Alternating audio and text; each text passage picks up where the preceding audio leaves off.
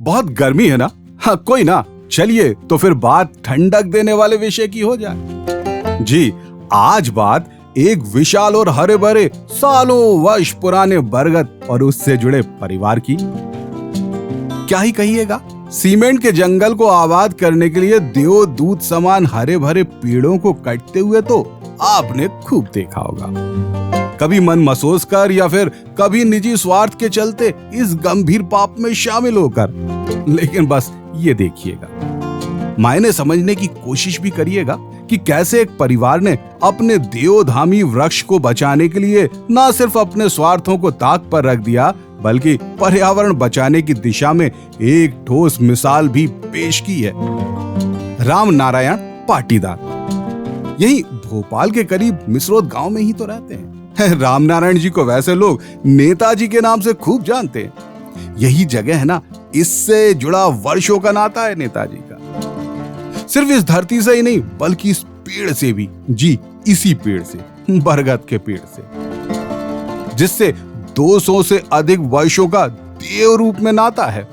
इसी वृक्ष की छांव के तले ही तो दादाजी, पिताजी और अब उनकी वर्तमान पीढ़ियां खुशियों का एहसास करती रही हैं। नेताजी बताते हैं कि भाई कुछ सालों पहले तक आने जाने वालों के लिए ये देव स्थान एक पड़ाव था। इसकी ठंडी छांव खूब सुहाती।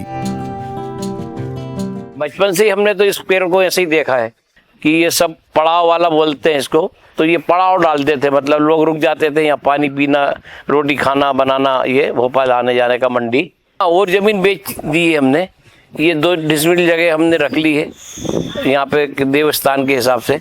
हम तो यही सोचते हैं कि इसको ये डाल भी नहीं काटेंगे। राजधानी भोपाल ने विकास की राह पकड़ी तो शहर से सटे गांव मिसरोद की जमीनों को लेकर भी मांग खूब बढ़ गई। बेहतर अवसर था तो किसान भी अपनी मिट्टी को छोड़ने के लिए सहज तैयार हो गए। ऐसा नहीं है कि नेताजी ने इस अवसर का लाभ ना लिया हो, लिया और बेशक लिया।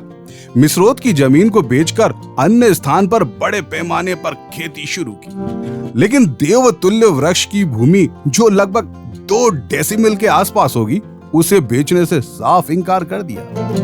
कैसे बेच देते?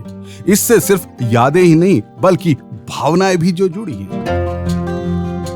जब आए थे, जब ऐसा ही देखा हमने, और अब ऐसा ही रहेगा जब खुद गिर जाएगा, जब हटा।